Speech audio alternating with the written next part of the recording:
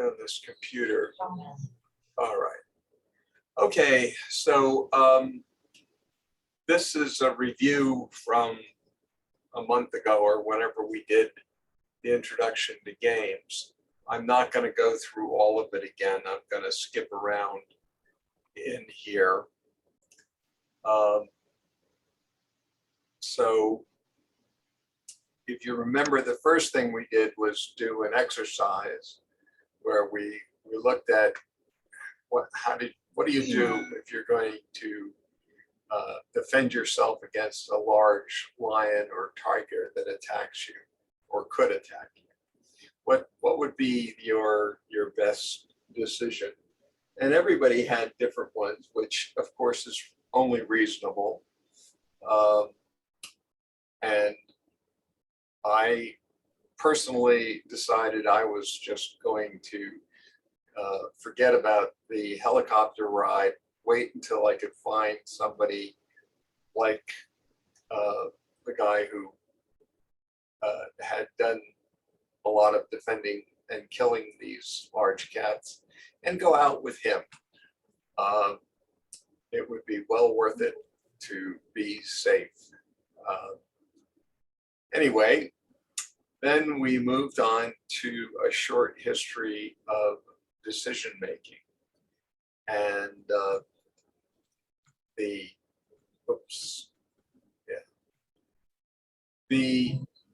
Bernoulli brothers were just an amazing group of people.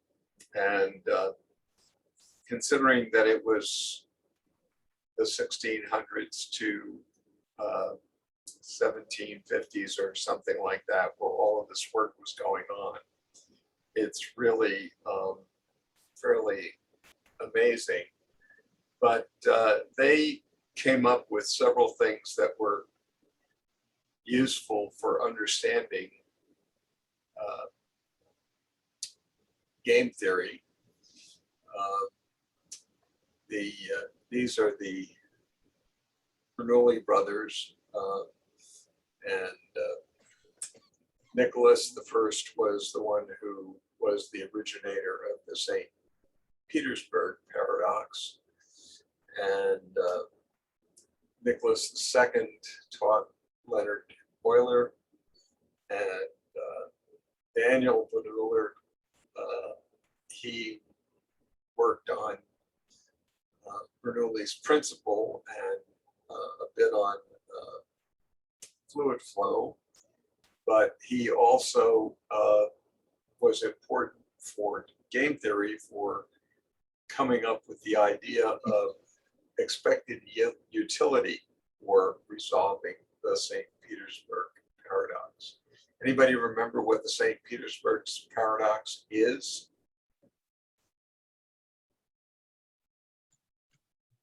I was about to ask you to refresh my memory. Okay, so let's see. If you have a game of chance and you are going to flip a coin, and it's a fair coin.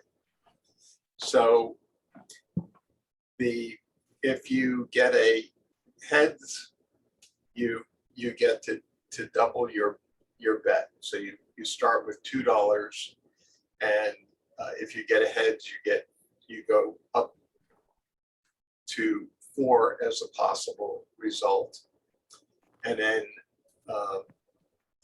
if you get another head, you go up and you got a possibility of 8. And if you get another head, and you keep doing that, so at every time you keep getting a heads, you get 2 to the k dollars, where k is the number of consecutive heads that are there. And since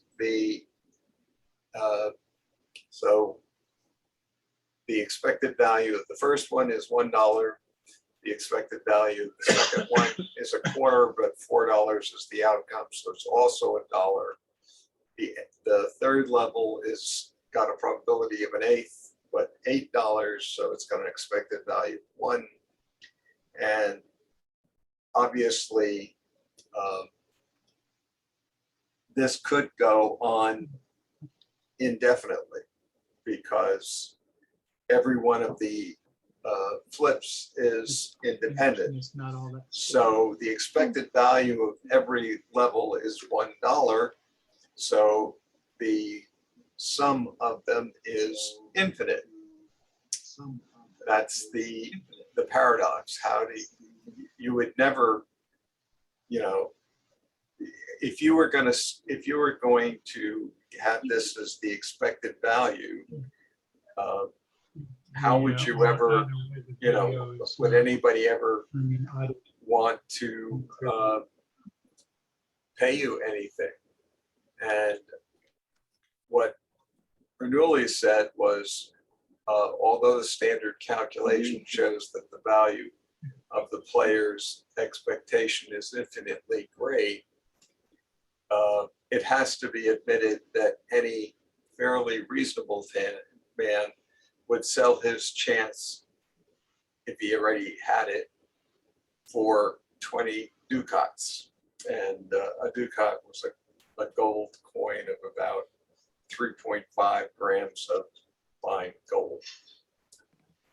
So he said, you know, there's got to be a reason why it is not got a value to you of an infinite amount. And you can take a look at all of this. And I did a few samples, and the highest was $107,390 out at some way beyond 100 repetitions. But most of the time, you know, you come in maybe $40 on average or something like that. So this makes a certain amount of sense. So how did Daniel solve it? He came up with the idea of utility. The idea that the value of an item may not be based on the price, but rather on the utility it yields. So there's no doubt that a gain of 1,000 ducats is much more significant to a pauper than to a rich man, even though both gain the same amount. So he started the idea. Somebody before that had come up with the idea of using a square root, Gabriel Framer, as the utility. And if you take a look at that, that turns out to give you a finite result. The sum, instead of being infinite, is now 1 plus the square root of 2, or about $2.41, or 2.41 ducats in those days. So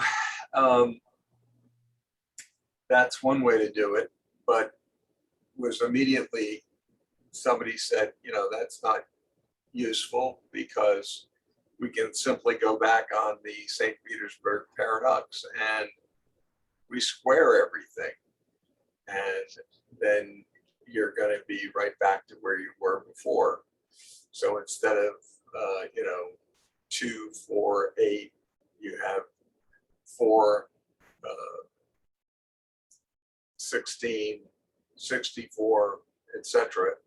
And now you're back to an infinite sum. So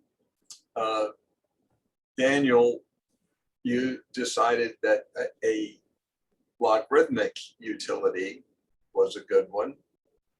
And the idea is that you have the utility of the possible outcome minus the log of your wealth, and that with the probability of that difference is what is the expected payoff. So the probabilities are all the same, 1/2, 1/4, 1/8, etc. But the utility is the difference between the wealth you had plus 2 to the k dollars minus whatever you paid to get into the game minus the log of your wealth. And if you take a look at this for various levels of wealth, obviously somebody who's rather poor is not going to value it a whole lot, whereas somebody who's got 1,000,000 ducats, he'd get the 20 ducats that Bernoulli came up with. So it seemed to work for this, and most of early econometrics was basically guesses on people's part. There was no real mathematical structure understanding how the games would be played in economic terms. At best, they knew something about probability in games because everybody played at casinos and things like that. Okay, it wasn't until 1934 that Carl Menger pointed out that as long as the payoffs are unbounded, doesn't matter what utility function you use. There's eventually some set of values that you can add into the St. Petersburg paradox, and you'll also get an infinite expected utility. So that was a surprise to people. Then we moved on to the birth of game theory, which really started in 1928 by John von Neumann, and he wrote a paper called On the Theory of Games of Strategy. And this was primarily a subset of game theory. It was focused on zero-sum games, not on the full. There's a whole host of different kinds of games that people consider zero-sum or one particular kind of game. And eventually he sat down with a economist, Oscar Morgenstern, and in 1944 they produced the book Theory of Games and Economic Behavior. And it was not a whole lot more than what was in von Neumann's initial game, except that he formed a axiomatic description of utility functions. Previously, everybody had always just guesses for what the utility function should be when you went forward. The big change that occurred was when in 1950, John Nash, the mathematician later featured in the book and film A Beautiful Mind, changed the idea from some kind of minimax, which is what von Neumann had used, to the notion of an equilibrium, a collection of strategies such that for each player, no player can win more by unilaterally switching to a different strategy. And the amazing thing about this is that it was a one-page long article. It was written across 2 pages, but it was 1/4 of one page and 3/4 of another. So the total was 1 page long. And it was just a complete change in the way in which game theory changed going forward from what von Neumann had done. And Nash's idea of an equilibrium is the basis of almost all game theory today. Okay, so we showed Beauchambeau, sometimes known as rock, paper, zero, rock, paper, scissors. And we worked through this in a lot of detail, which I'm going to skip. And I'm going to do one that we didn't do last time because the results are much more close to what Nash actually produced. So we're going to, it's called The Battle of Sexes. And it is a, I don't know if it's zero sum, which one is it?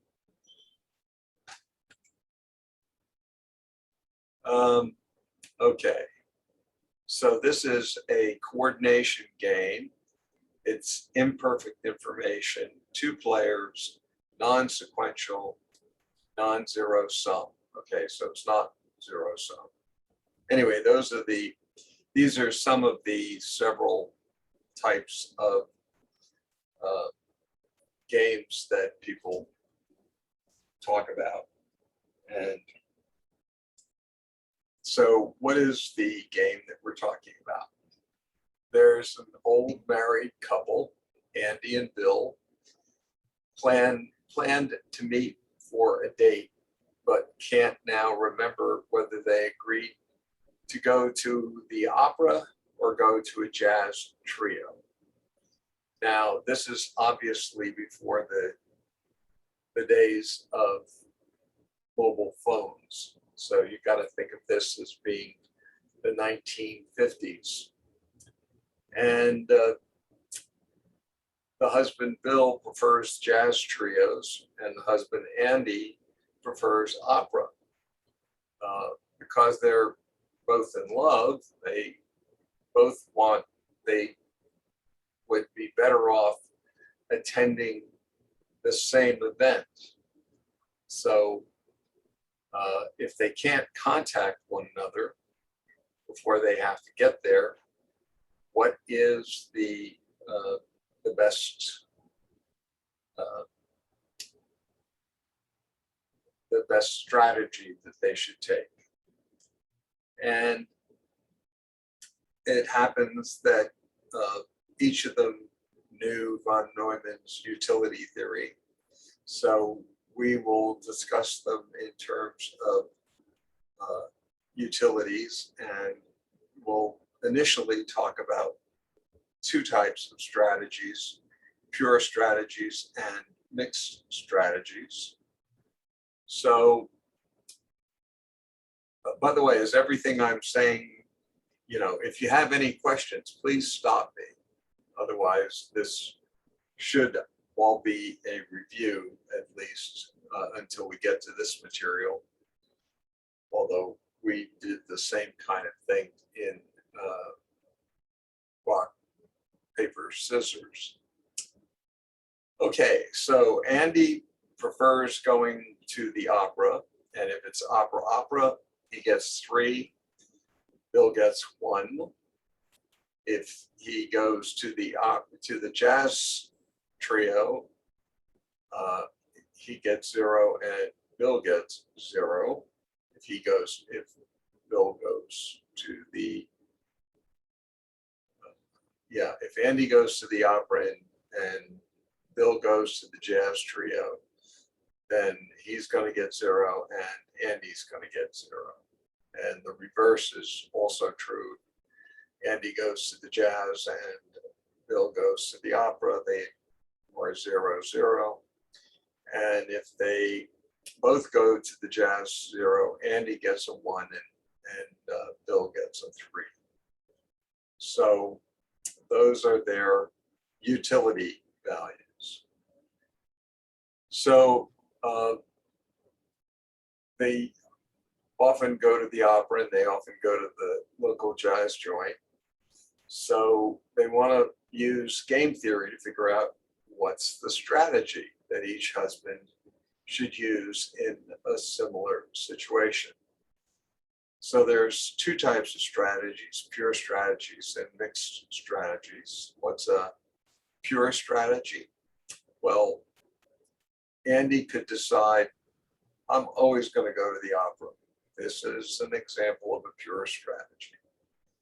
Bill's strategies are always go to the opera and always go to the jazz point.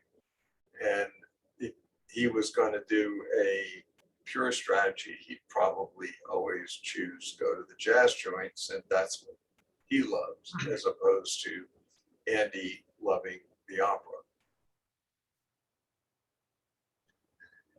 So what's a mixed strategy? Well, a mixed strategy is a probabilistic one. You choose a probability P for one of the pure strategies and 1 minus P for the other pure strategy. And Bill would also choose different probabilities Q and 1 minus P.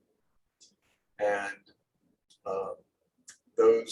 using those probabilities and just flipping, get your, well, let's see, if it's 1950, I don't know where you're going to get your probability. You got to carry around the table of random numbers. What can I say? So the two strategies, you have the utilities and you have various probability combinations. So you have two possible, you have a value for Andy, which is for every probability P given a Q by Andy, this would be his total utility. And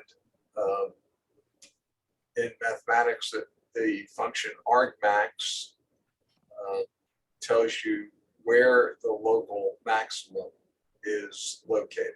And it actually could be a local maximum, could be a local minimum, could be a, can't remember the word where it's an equilibrium in between the two. Anyway. And so how do you find the answer? Well, you take the derivative with respect to your probability and you set it equal to 0. That's pretty straightforward. So that gives you 4Q minus 1. And the problem is that you don't know. This gives Bill's mixed strategy as Q equals 0.25. So if we take a look at the plots of B of P given 0.25, we have Andy's 1 minus P minus Q plus 4PQ. And at 0.25, it's this line right here. And it turns out that the value there is a constant along all values of P, 0.75. So this gives you some insight into what would be the best thing. And it doesn't matter what value of P Bill chooses. Andy's value is going to be the same as long as Andy chooses 0.25. So you can do the same thing on Bill's mixed strategy. His is a little different. And his probability turns out to be 0.75. When we take a look at Bill's utility function as a function of P and Q and P, it's a similar kind of structure, but his goes vertical for all values of P at 0.75. And his value also turns out to be 0.75 for all values of Q. So if you put the two together, you're going to be able to take a look at the gradient of Andy's utility and the gradient of Bill's utility, which gives you this vector. And if you take a look at that vector, you notice that everything goes to this point. If you're out here, you go to there. If you're up here, you go to there. You know, this is the equilibrium point. This is the Nash equilibrium at P equals 0.75 and Q equals 0.25. So the collection of pure strategies have zeros and ones, but the mixed strategies have 3/4 if they both get there, and only 1/4 if they miss each other. So in order to attain the best strategy is the mixed strategy, and the probability for Andy is 0.25, and the probability for Bill is 0.75.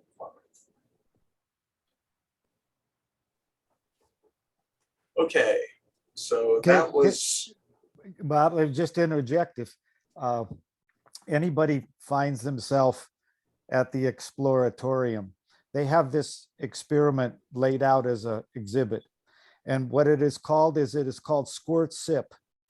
And facing each other is a drinking fountain, 2 drinking fountains. And so people line up one on one side of the 2 drinking fountains are facing each other, but there's kind of a wall in between.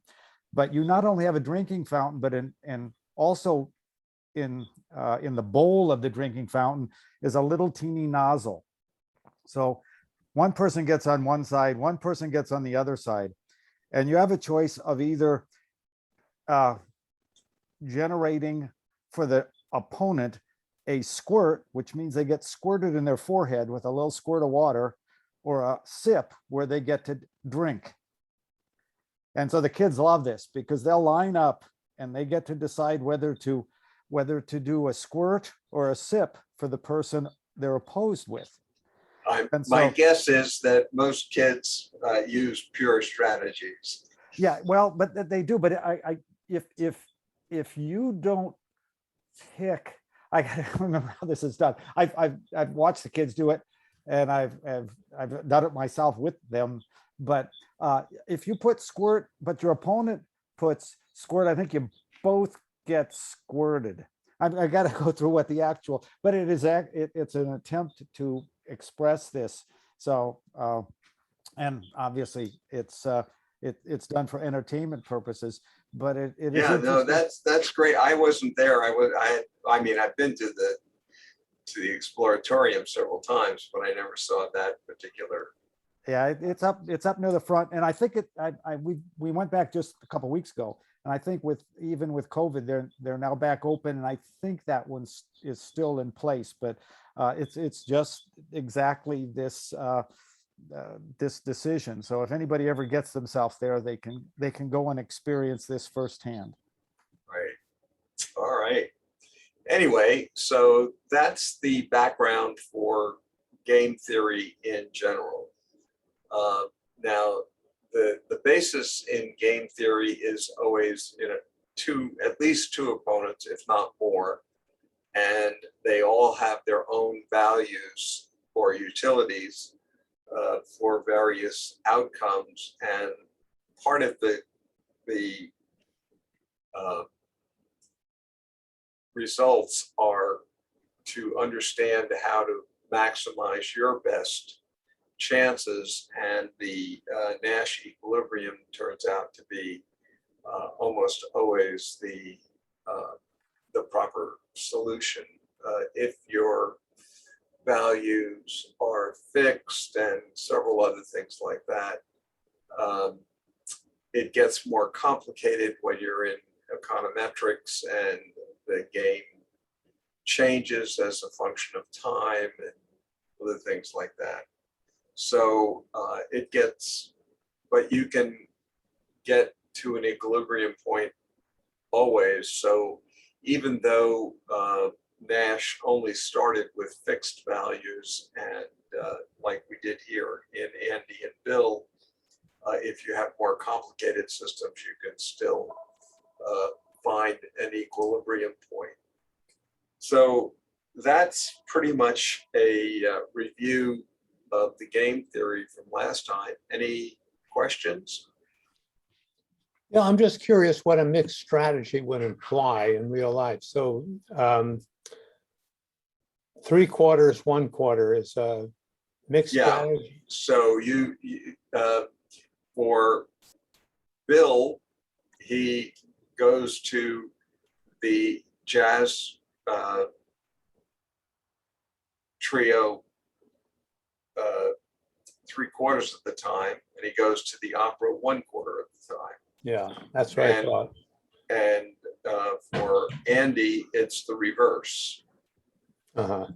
He goes to the jazz trio 1/4 of the time and goes to the opera 3/4 of the time.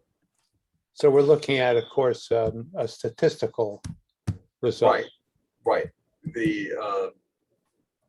The expected value is what's being maximized.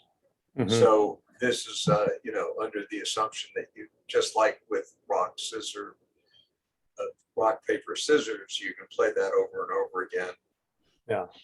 The assumption here is that you're going to go to the jazz joint and the opera, many times, because you've done this in the past, you're going to do it again in the future. So this is a mixed strategy is one that you play repeatedly,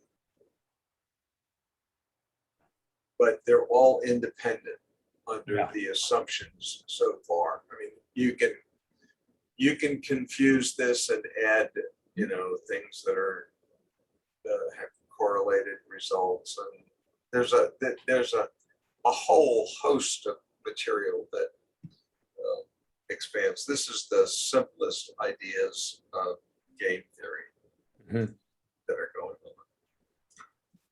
Good. All right, so let me do a new share. Let's see.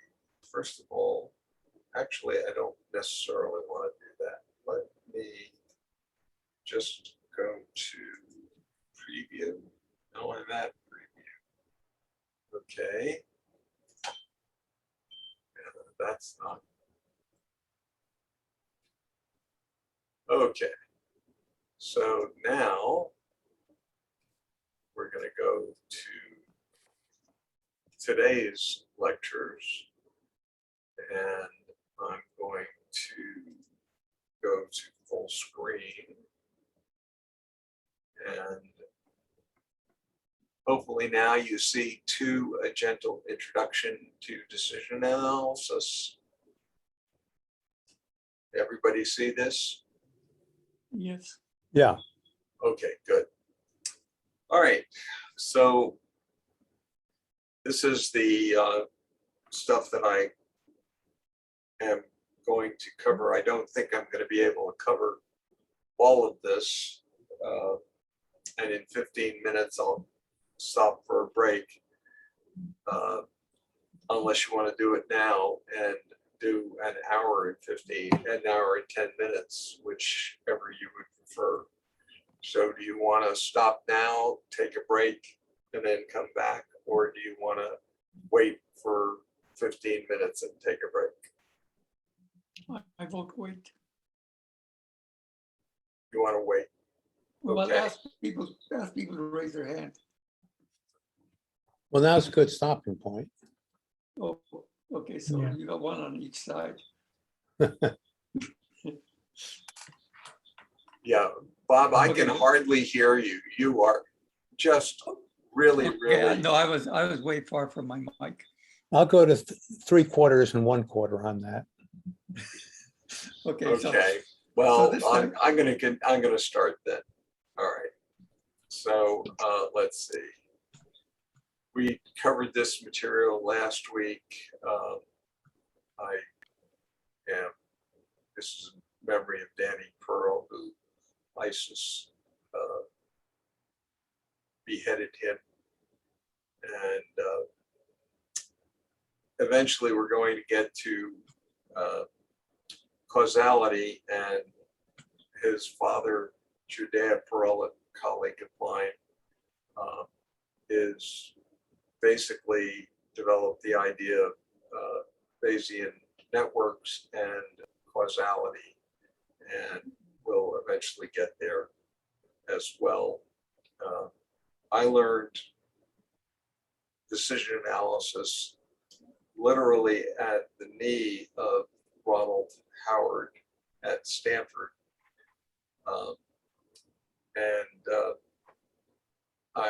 He was incredibly generous in terms of teaching me with personal mentoring without forcing me to go to Stanford and taking one of his courses or several of his courses. Anyway, so causal decision theory adopts principles of rational choice and goes and attends to the acts and consequences. And the key part in this is that rational choice must use causality to identify the considerations to make a choice rational, as opposed to what causality means in physics, but we'll get there. One of the things I'm going to do over and over again is apologize for giving new words, giving a rough idea of what they mean, and then moving on, and later again giving a better example of what it is and a better definition, rather than essentially writing a dictionary first for a whole language that we're going to learn over time. But so I apologize. This is not the normal way in which I prefer to teach, but it's the only way that makes any sense to me right now. Okay, so we saw this, and we've already talked about causal decision theory. So, all right. The first step in structuring a decision problem has got a name, and it's called framing. And framing is basically choosing what's important to the problem you're facing and what is not. So framing must be flexible. And you may often have to actually change the framing of the problem as you go along, and you learn more in your modeling of what the decision is actually about. Bob, are you saying framing, Framing? Yeah, Okay, so the idea is that you choose the parts of the things that are important and you put a frame around them, and then you build a model of how the whole thing interacts within that frame. And as I said, you have to be flexible because you will usually, almost always, discover that there's something you didn't think of initially, and you've got to expand the frame and change the models. And this is an iterative process, not a straightforward process. There are many issues. One of the things that typically is done in business school is called single case methods, where they put together a problem and they say, okay, here's a way to think about this, and then do a single case. They work through all the examples of the problem they're facing. And the problem is that the most likely case, and this is usually what you're trying to do, is inadequate because all of the things that you're dealing with are uncertain. And then you can use, some people use best case and worst case scenarios. The best case is usually very unrealistic, and the worst case is also very unrealistic. So all of these various kinds of studies can often fail to ask what are the key questions that are involved. So using a decision-focused structuring or framing, there's something we're going to eventually cover called an influence diagram. An influence diagram, we're going to start with a simpler version of it called a relevance diagram, which only describes the relationships among uncertainties. Later, we're going to add influence diagrams, which will add information about values, possibly about timing, questions of what are the various alternatives that are possible, what are the investments that you have to put in order to be able to choose any alternative. There's going to be a lot of information well beyond just the relevance among the uncertainties. But we're going to start there, and then we're going to keep adding more as we go along. When you do finally build a model of a decision input and a set of values out, you need to do sensitivity analysis. You need to take a look at how various parameters in the model all vary the appropriate value for a particular decision. And you want to understand what are the most important uncertainties, because those are the ones you're going to have to focus on. You have to understand what are the most important investments and the actions that you can take. So the sensitivity analysis is the step in the process where once you have built a model of one kind, you will need to take a look at how everything varies with everything else.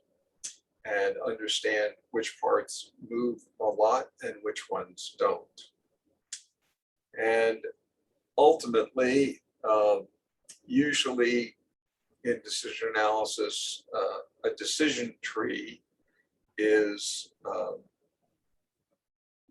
mapped out where you start with your initial set of investments, what various outcomes occur, whether there's any experiments you need to do and run, and what possible results those would get, and what would be the contingent problems, contingent investments, given that you find various experimental results. And all of this stuff gets put out in something called a decision tree, which is just a visual way of doing an optimization problem. Bellman's dynamic programming is the optimization model that's used for decision problems. And you can map a Bellman optimality to a decision tree. So, as I said, all of this stuff is stuff that is right now not very clear, but I want to get the ideas out, and then we'll keep refining them as we go along. So, uncertainty. Well, in game theory, it's all about what you and your opponent in this is uncertain about. In decision analysis, you're up against nature, and so the probability that we're talking about is subjective Bayesian probability, not frequency probability.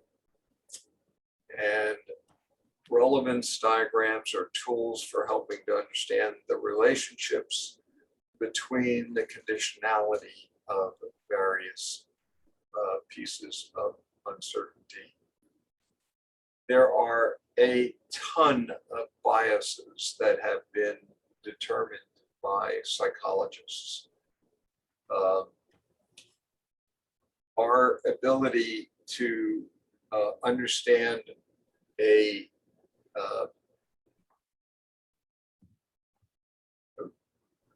an uncertainty, they're culturally dependent. We have a whole bunch of biases that we use, and many kinds of approximations that we use to guess what probabilities mean, and they're almost always bad.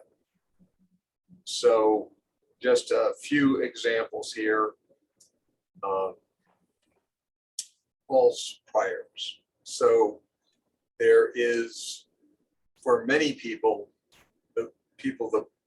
they presume that there's a purposeful intervention of a sentient agent. In Japan, when they hear the sound of wind or something like that, they say, "Who's there?" They don't say, "What is that?" They say, "Who's there?" Because they assume that it's a ghost. That's a cultural type of assumption of a sentient agent. Certainly, maybe not sentient, but Aristotle thought, that the reason everything happened was for a purpose. So this is a similar kind of false prior. There's anchoring bias, and it is an amazing bias.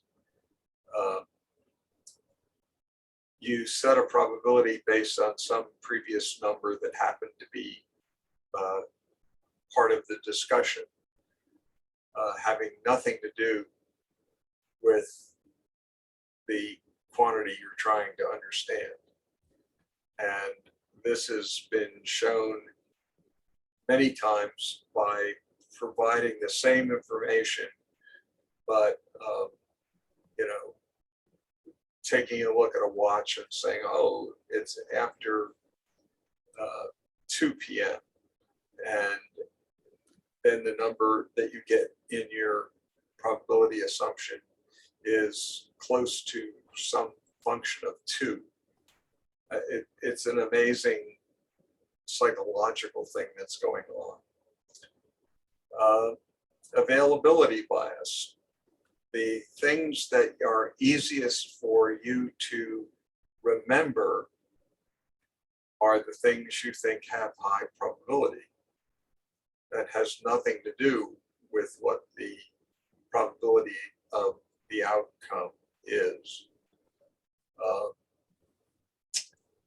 I don't have the availability bias. There's a, you can take a look and ask, you know, in the dictionary, what's the probability that the highest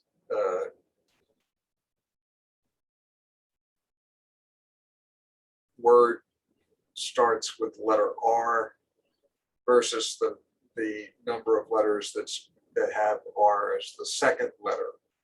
And people can always easily remember first letter R numbers, but they don't remember the second ones. And it's actually the reverse that is true. It's higher probability for the second letter being R than the first. So that's an example of availability bias. Confirmation bias. Anytime that you have a prior belief about something, if you're going to ask somebody about the probability of it, the odds will be much larger. Framing effects. Many times you can say that, you know, this event could occur with 90% success versus this alternative versus 10% failure. And using the word failure, people will be they'll be disturbed about it, and they'll think it's much more important than it actually is. Another one that is very important has to do with experts. Experts often, when they're, you know, asked what is the uncertainty in a particular value that they're an expert about, they'll put a very low standard, a very small standard deviation around that value, even though if you actually worked it out, you'd find out that they were much larger.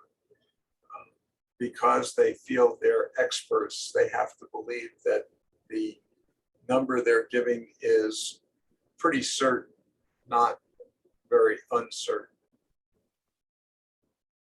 There have been technologies that have been developed. One is called the probability wheel, and it will just be, if you'll wait for a second here.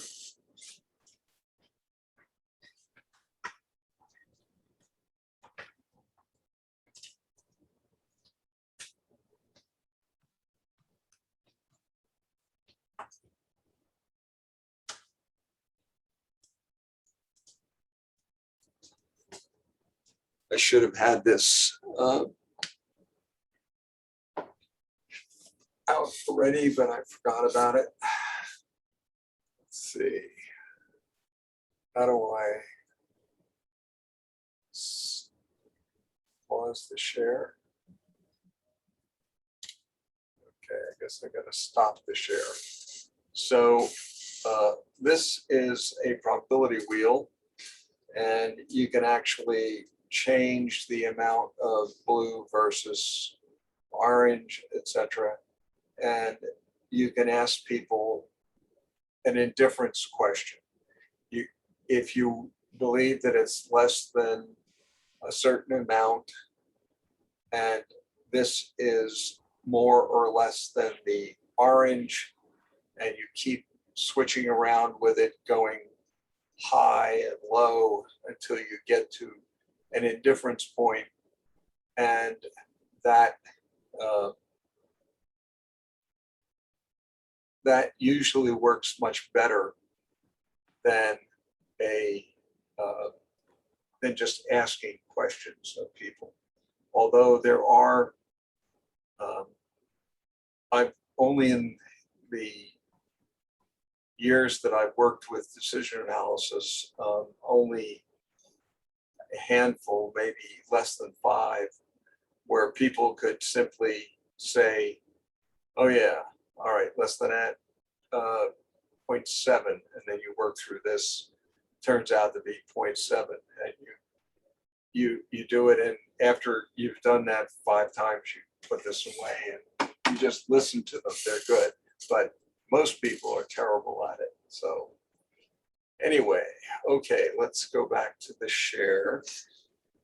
This is now probably a good time for a break. Oh, time for break. Right. Thank you. Okay. Why don't we take a break, and then we'll come back to the slides that I was working on. Yeah, I like that wheel. I can see a lot of very interesting things you could do with that. That's really clever. I'd not seen that before. Yeah, a couple of psychologists. Oh, I can't remember her name. She invented this. Sarah Lichtenstein or something like that. Yeah, she developed this idea of using the probability wheel. Very clever. A very clever psychologist that I worked with. I don't remember what university she was at, but anyway. Okay, have fun. Take a break.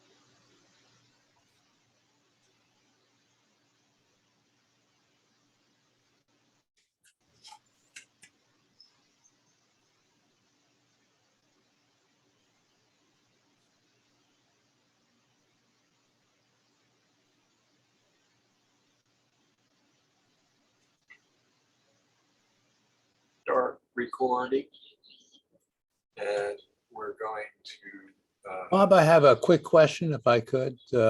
sure. The probability wheel, the way it's constructed, I assume that you have blue and orange as being proportional to probability, and you spin it a number of times and you get some statistics.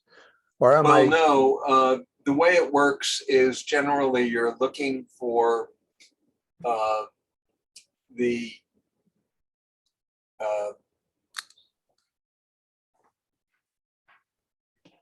you're looking for the probability that a person believes less than a certain amount. So you're working with the cumulative probability distribution, not the probability density function.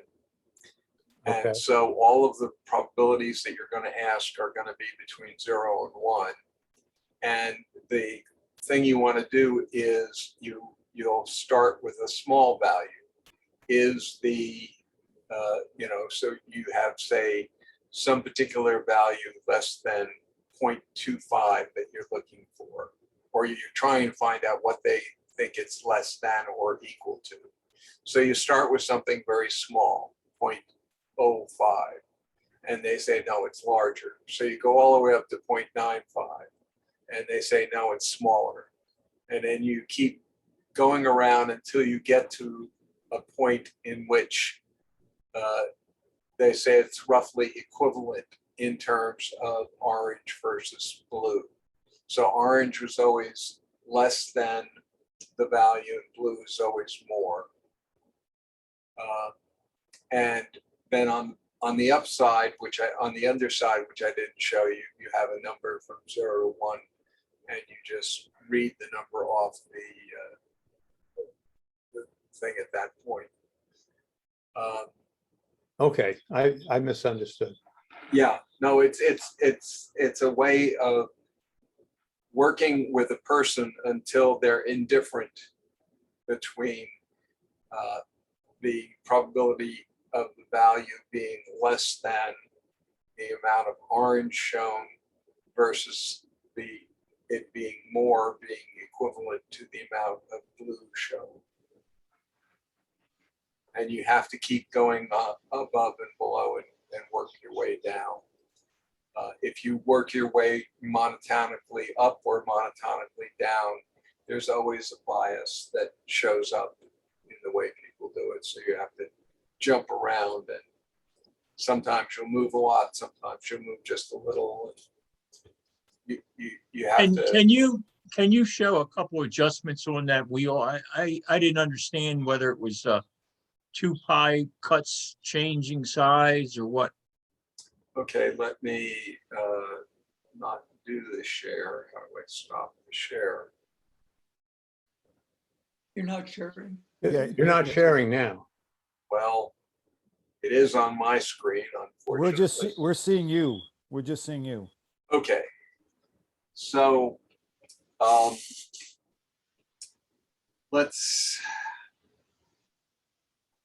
right, one of the games we're going to play at some point is the flip of a thumbtack. Okay, so I have a bunch of thumbtacks here. So here is one of the thumbtacks, and when it goes down on you throw it on a ground and it rolls. If it goes down, we call that down. And if it winds with the pin up, we call it up. Now, obviously, this is all, we're going to do this again, but later. But if the pin was really, really long, obviously it'd always be down. So you'd have probability 0 of up and probability 1 of down. As the length of the pin goes infinite, you know that. As the pin goes to the bottom, it's not quite a coin toss because the surface is curved, but it's very close to being. So you know it's approximately 0.5 if the pin was really short.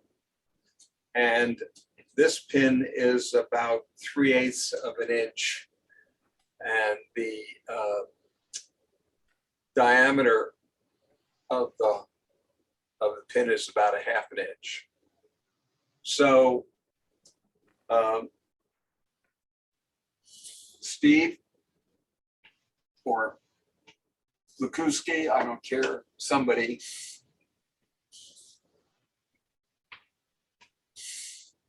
the probability that the pin is going to be the pin up, Okay, so the pinup is the one we're asking about.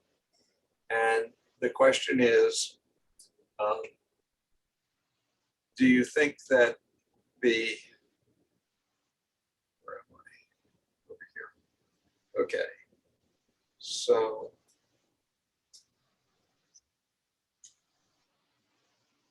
What are those dimensions again? the pin was about 1/2 inch in diameter for the head Okay, and about 3/8 of an inch long pin. okay. Okay. All right. So Likuski, do you think that the probability of pin being up is less than or greater than the orange? It's less than the orange. I'm sorry, I can't hear you. It's less than the orange. It's less than the orange. Okay. So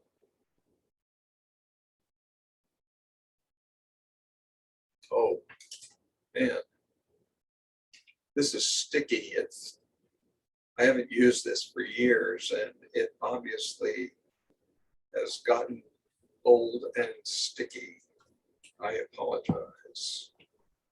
Okay.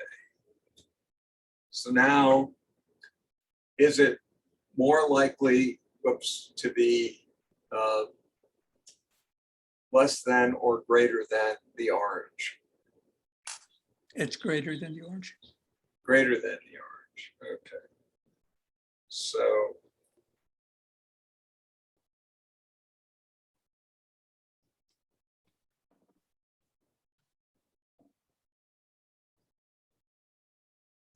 is it greater than or less than the orange?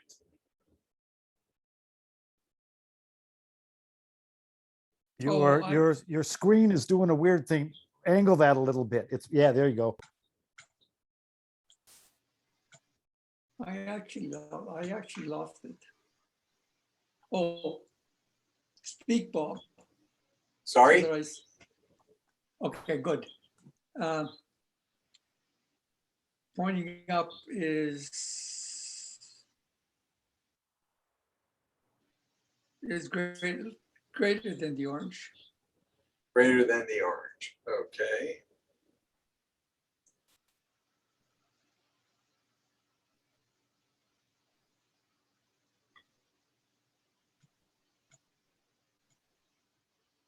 It's less than the orange.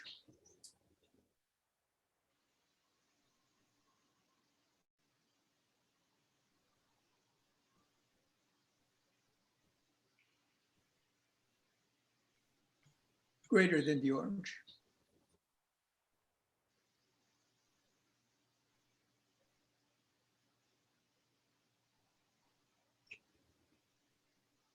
Oh, did you make it greater? Sorry? You made it smaller. I said greater, and you made it smaller. Oh, I'm sorry. I'm sorry. I did it the opposite way. Good enough. Okay. I'm happy. So you're saying 54% Yeah, using this process. So it's a up and down, over and above, until you get to an indifference point. And when you're indifferent, you can read the bottom and it says 54%.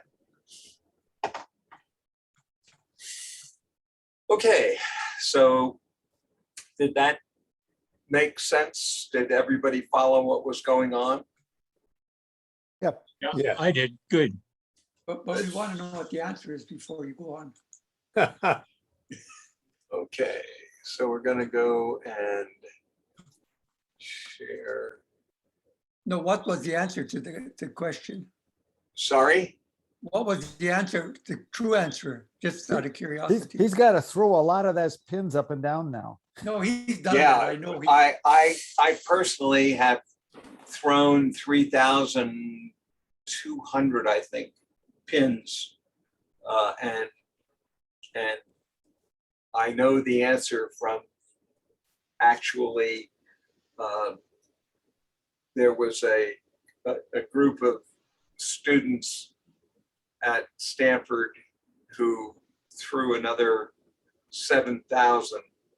And so I know from 1978, and they were throwing pins for many more years after. I never found out what the ultimate number was, but I know what the result was for about 10,000, 11,000 there.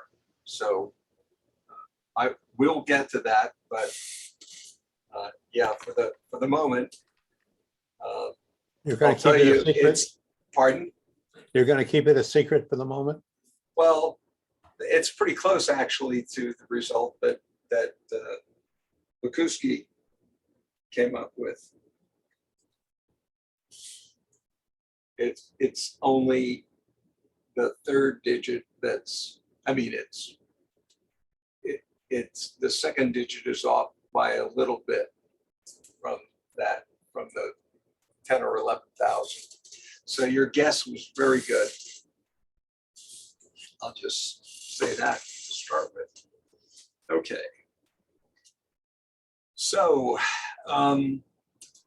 risk attitude is another one of these things that you have to think about. And for the use of a utility function. And there's also another thing that you have to think about, which is the value of time. So especially in business decisions, you know, if you're going to be getting $1 tomorrow versus $1 today, you don't count them both as $1. Or next year versus this year, because inflation goes up at the minimum. And so there is risk attitude has to do with your uncertainty it has to be your risk due to the uncertainty in the values you get. There's also a value of time. And there are various kinds of methods that business schools prescribe, which are things like maximum tolerable loss, which doesn't make a lot of sense. Minimum chance of success, risk-adjusted discount rates, mixing the value of time with the value of risk attitude. There is a concept in decision analysis called the certain equivalent. And the certain equivalent is the value at which you take a certain value for the uncertain lottery that you've invested in. So if we were talking about the St. Petersburg paradox, the certain equivalent, at least according to Bernoulli, would have been about 20 ducats, even though you had put in 1 ducat to begin with, and you had an expected value of infinity. So there's a way to compute the certain equivalent once you have all of the models built. And one of the things that happens inside corporations is that individual projects are often developed as independent. That is, the projects are all, the decision making is based on the individuals who are working on the project, and that's not correct. You need to actually have somebody at a top level who understands all of the corporate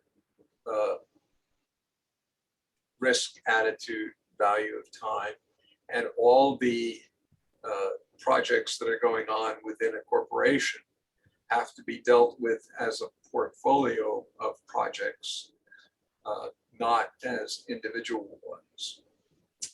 And all of the projects have to use a corporate risk attitude uniformly. Okay, so again, I apologize, but this is going to happen over and over again. I've used many phrases and concepts that are only vaguely described right now. And because I don't want to write a dictionary, I'm going to keep going over these ideas one at a time, or sometimes several at a time. And eventually they'll be defined precisely. So please be patient with my redundancy and lack of precision. All right, on to uncertainty. There's nothing certain but the uncertain, the proper. So let's take a really simple decision problem. We have an uncertainty, which is our thumbtack pin up and our down thumbtack, and the win is if you choose the pin that gets thrown, you get $100, and if you incorrectly choose the flip of the pin, you get nothing. So there's uncertainties and there are outcomes, and you play this just once. You don't get to play it again and again and again.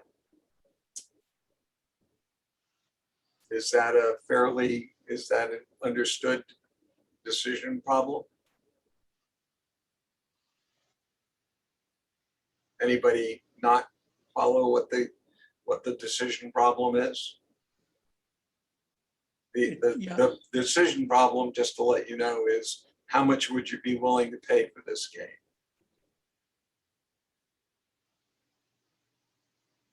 All right, so here's a decision tree. You could invest in this or you could decline. If you decline, you get no change in wealth. So the change in wealth becomes $0. If you invest, you have a probability of your being able to choose what the thumb tack turns out. And if you correctly choose that, you get $100. And if you lose, 1 minus the probability of winning, it gives you 0. So this is a simple decision tree for the thumbtack. And the question you have to ask yourself is, what is the amount you'd be willing to invest in order to buy that lottery? So the expected value is whatever the probability of winning times $100 plus 1 minus the probability of winning times 0, or 100 times the probability of winning dollars minus your investment. So we have this lottery basically assuming that you're going to invest in it, then it would be 100 times probability of winning. Now, if you were given whatever that number is, we don't know what the probability of win is yet. Would you be willing to be indifferent between those two? That is, would you be willing to pay whatever 100p times that is in order to pay for that lottery? I'd assume that most of you would say no. At least I would never be able to do that because it's uncertain and there's no account. The expected value has no account for the aversion to risk taking, and risk taking is about uncertainty. So that's where you're going to have to use a utility function, which we talked about a little bit from the Bernoulli brothers. But we're not going to do that yet. If it were $1, I'd be more likely to invest than 100. 100 to me is kind of, Well, 100 times what the probability is, and you said it was about 0.54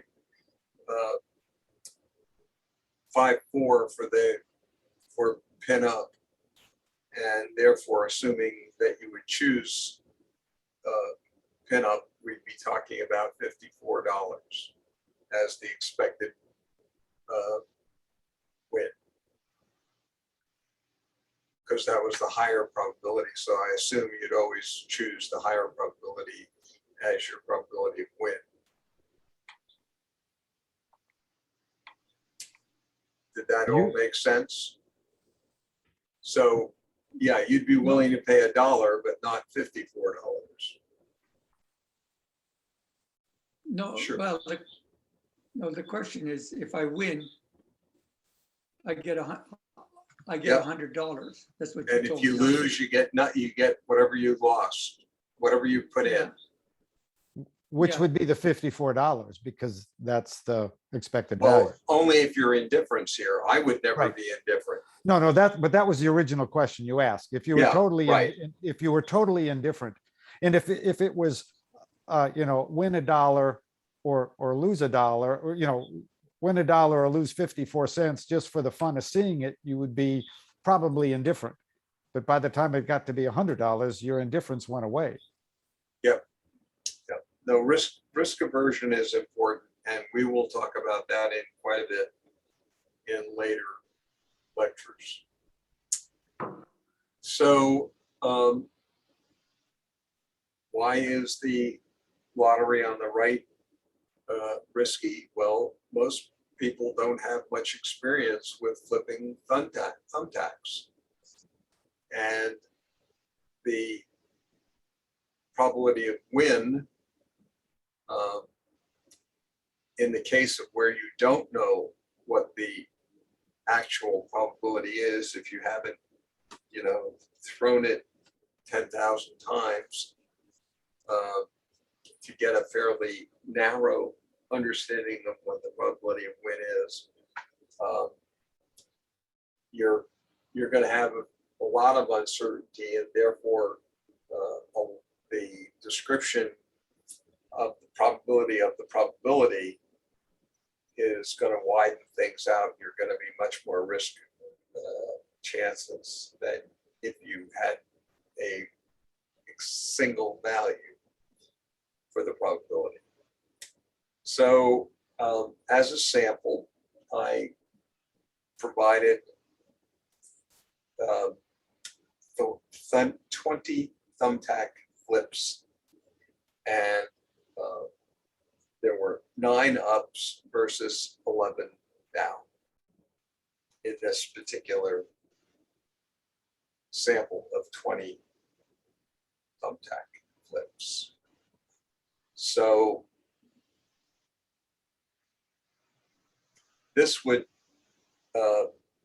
give a lot less than the 54% up that Bukowski said, but this is only 20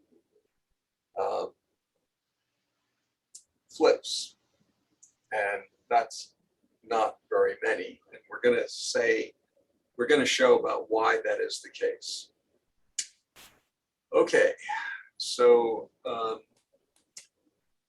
we've discussed very imprecisely that learning is critical to decision theory. In order to understand mathematically what that means, I'm going to provide some information about Bayes' rule, which we've talked about in the past a little bit, but we'll talk about much more. And it's modeling of learning. So when we continue, let's see, we have, what time is it now? 11:41. Okay, I might be able to do one of the videos that we're. Bob, I have a question for you. Are you going to present next week before we? Yeah, Okay, so keep going then. yeah, Otherwise, we have to talk about next week. well, Okay, keep going. okay. So the probability of thumb up versus thumb down is itself very uncertain. And I'm going to shift a little here to the topic of subjective probability in learning. And that's Bayes' law and learning. And that's Bayes' law, written out in neon lights. It was actually a company in London, a consulting company, who worked with Bayes' rule and learning for various people that they were consulting to. And they decided to write out Bayes' rule in neon lights. I just thought it was great.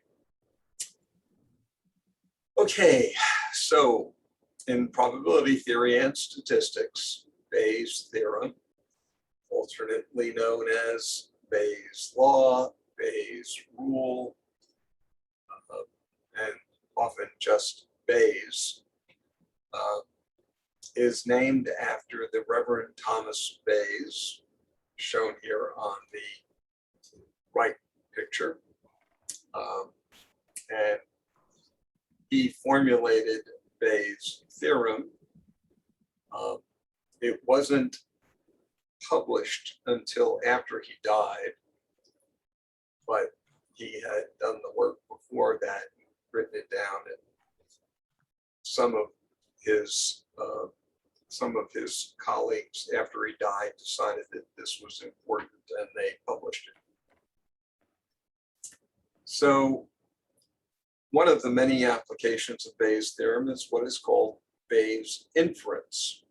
And it's a particular approach to statistical inference as opposed to the Fisher inference way of doing experiments where you have you set up a yes/no decision and you find whether or not the probability of the primary hypothesis is less than 5%, and then that's considered to be a success. Fisher was a very strange person. Anyway, with Bayesian probability interpretation and learning, you can actually directly express the degree of belief as a probability of anything that you're trying to understand. And rationally, you should count for the availability of all related evidence. And Bayesian inference, that is the use of any kinds of related evidence, is fundamental to decision theory. When I was doing pharmaceutical research, when we were designing various kinds of trials for companies, the first thing we would do is go out and look at everybody else who had ever done any experiments with a related drug. And if they were close enough related to the drug that we were working on, we build a model for the efficacy, the pharmacokinetics, the pharmacodynamics of the drug and we would use the trials as we went along to understand when to kill the trial. That was a big change for most trials. Primarily, everybody's still using the 1950s model of the Fisher one, and that means you can't do anything until you look at the results at the very end. And one of the things that we had to work very hard initially was to get people to get around to that and to have a different group of people who were excluded from all of the other work going on, but they would take a look at all of the data as they went along. And if the result was going to be bad, kill it early. That was when you take a look at drug development, roughly 95 to 96% of all trials fail. So if you can fail quicker, you're doing a lot better than any of your competitors. Usually, the way the development goes, you start out with about 40,000 variants of a drug in a test tube, and you work them down to about 10 when you put them in with mice or dogs or whatever kind of model system you're using to test. And then you get it down to about 3 when you start putting them in people. And eventually you have to go with 1 when you go to your 2 primary trials that the FDA requires you to have showing success. So it's the sooner you can quit and knock a drug out of the contention, the better off you are. Did you say you start out with 40,000 variants? Yeah, that's typical. I mean, sometimes it'll be 70,000, sometimes it'll be 10,000, but on average, most drugs that start out, that eventually are approved, they start out with something like 40,000 on average. And like I say, sometimes it's many more, like 70,000, 100,000, and other times it's 10,000, but it's always a very large number. And these are individually tested to winnow it down? Yeah, you start doing with taking each variant and putting it in a petri dish with some cells, and if they show any kind of breaking of DNA, throw it out. Okay. There's a whole host of series of things that you do to winnow down from 40,000 to when you get to about 10, when you start putting it in mice or dogs or whatever I see. model system you're working with. And then once you've used the models that you've used, typically they're rats or mice, then you finally get it down to about the 3 that have the best behavior, and you put those into people. And you start looking for out of the 3, which ones have the least side effects. And that one usually goes forward for testing for to see whether or not it provides success. And that is the thing that was the other thing that we did a big change in. We used Bayesian inference to solve for the probability of success of the drug that we would use once we had done all of the Bayesian trials.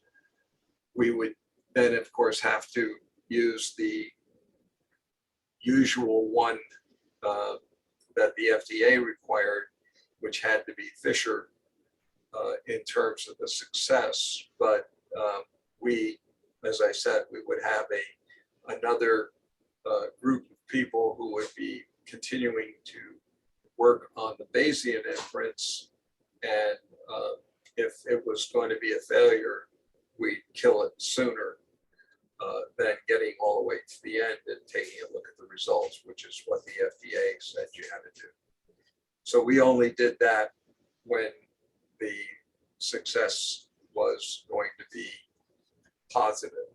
How good, we didn't know, but I mean, we had a good idea from the group inside, but of course they didn't have, the people who were running the trials had no idea. They couldn't by the way the FDA sets it up. And that finally got some work done with some people at MDA. Where is that? In Texas, the cancers. Anyway, a couple of people I worked with there, they actually got the FDA to allow some purely adaptive trials using Bayesian inference. Then I retired, so I haven't followed how that's going, but I hope that's changed a lot in the years. Anyway, okay, so that was a nice little walk around. Sorry. Okay, so one of the applications of Bayes' theorem is Bayesian inference, and it's a particular approach to statistical inference, and you use the inference about the probability of success often as opposed to these Fisher type styles. And the probabilities in the theorem are different probability interpretations. With Bayesian probability, the theorem expresses a degree of belief, and you should rationally change the availability based on any related evidence. We're going to go on to an example of this. But before we do that, let's see, it's 11:55. Why don't we do this? This is short, and then we'll go on to the other material next week. So let me do a new share. And where is the, Right on top of your screen. here we go. All right. So, What are the odds that a no-name 18th century Presbyterian minister held the key to making artificial intelligence a reality? While Ben Franklin is running around flying kites, Thomas Bayes is figuring out how to make educated mathematical guesses in situations where you don't have that much to go on, like possibly the probability that this guy exists. But then Bayes dies before he's had a chance to tell anyone what he's been up to. Soon after, his philosopher buddy, Richard Price, discovers Bayes' notebooks while digging around his apartment looking for free swag. Price is a pretty smart guy, so he instantly recognizes the genius of his pal's theory. In 1763, he cleans up the math and publishes it in an obscure journal before using it to revolutionize the insurance business, where they need probabilities to figure out how much to rip you off by. Fast forward to 1812. While the US and England are at it again, a French guy named Pierre-Simon Laplace develops Bayes' theory into something more usable, which becomes known as conditional probability. It lets you update your guesses with any new facts that might come your way, like this. Say the probability of getting dengue fever while visiting Bermuda for a week is 1 in 10,000, or 0.01%. I'm totally making this up. You go to Bermuda, come home, and to be safe, take a test that is 99.9% accurate in detecting the virus. Your test comes back positive. You start to freak out, saying goodbye to loved ones, writing out your will, and are about to adopt a new religion when you take a second Bayesian look at the results. Remember, for every one person with the virus, there are 9,999 people without it, which means that even a robot programmed to always spit out a negative test result, regardless of who's taking the test, would still guess correctly 99.99% of the time. Being accurate 99.9% of the time, then, isn't really that impressive. What you really need to figure out is how accurate that test is when it spits out a positive result. When this one person with the virus takes a test, chances are 99.9% that it'll be accurate. Out of the 9,999 people without the virus taking the test, 99.9% of them will get an accurate test result, which translates to 9,989 people. That means that the remaining 10 people will be inaccurately diagnosed, testing positive for dengue fever when they don't actually have it. So, out of the 11 people testing positive for the dengue virus, only one of them actually has it. Meaning, the chances your positive test result is right is only 1 in 11, or 9%, not 99.9%. Now swap dengue fever with HIV, and you're looking at an actual, real-life example people have found themselves in. Conditional probability works pretty well, and can literally save your life. But the big thinkers of the day aren't impressed with the phrase, works pretty well. They're all about frequentist probability, a more popular approach that claims that the only way you can really know the odds is to have lots of hard, objective data that backs you up. Let's say you flip a coin once and it lands heads.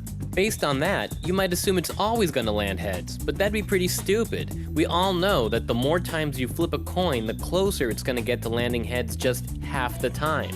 That's the whole point of frequentist probability. Flip that coin enough times and you'll have good enough data to take on Vegas. To those guys, Bayesian probability is like shooting an arrow half blindfolded and hoping you hit the target. But most of the time, that's exactly where you find yourself, needing an answer without having much to go on. That's why World War II hero Alan Turing, that nerdy British guy who dreamed of computers way before Steve Jobs did, used Bayesian probability to crack top-secret transmissions, some of them sent from Der Fuhrer himself. Despite this, the frequentists still think Bayesians are lame, and the rivalry continues deep into the 20th century. But then, the 1980s. People had been trying to make artificial intelligence a reality since the 60s, programming computers with basic logic like, if X is true, then Y happens. That approach works fine as long as X is always true, but as you can guess, there are too many unknown variables in the real world to bring C-3PO to life. But then, in 1988, Judea Pearl jumpstarts AI with a new approach based on, you guessed it, Bayes' theory. So that's why in 2011, when a computer called Watson beat a couple of humans answering questions on Jeopardy, it was Thomas Bayes running around inside Watson's brain going, if this is true, then that might be true. And if that other thing is true, then I'm gonna buzz in with, what is Chicago, Alex? 250 years after he flipped his last coin, it turns out Bayes' odds were pretty damn good.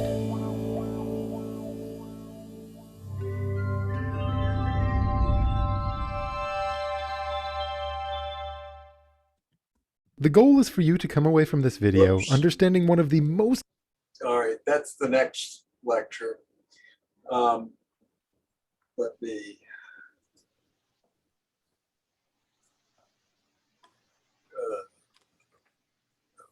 Let me first of all stop the recording. Where are we? All right, stop.